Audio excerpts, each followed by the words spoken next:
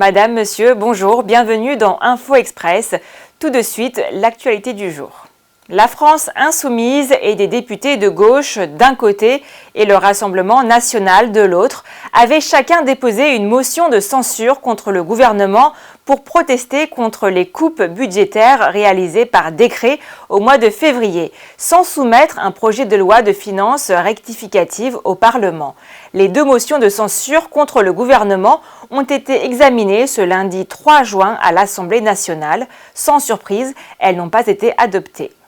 Selon l'Élysée, le président français Emmanuel Macron a proposé lundi 3 juin de reconduire l'actuel président directeur général de la RATP, Jean Castex, pour un deuxième mandat de 5 ans. L'ancien Premier ministre Jean Castex avait pris la tête de la RATP le 23 novembre 2022, 2 mois après la démission de sa prédécesseure, Catherine Guillouard, pour raisons personnelles.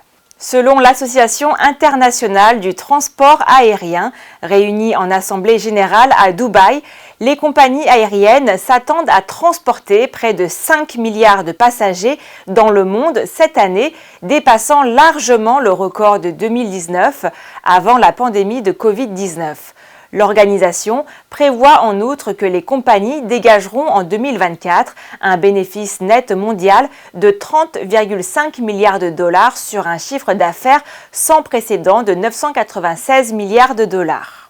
Et selon plusieurs médias britanniques, Shein, le géant chinois de la fast fashion, envisage d'intégrer la bourse londonienne prochainement. Le Financial Times, citant des sources proches du dossier, précise que ce projet à 50 milliards de livres serait déposé auprès des régulateurs britanniques pour signifier un souhait de cotation. La chaîne de télévision Sky News précise que cela pourrait avoir lieu dès cette semaine, mais pourrait également être reporté ce mois-ci. La candidate de la gauche, Claudia Sheinbaum, a remporté l'élection présidentielle au Mexique dimanche 2 juin.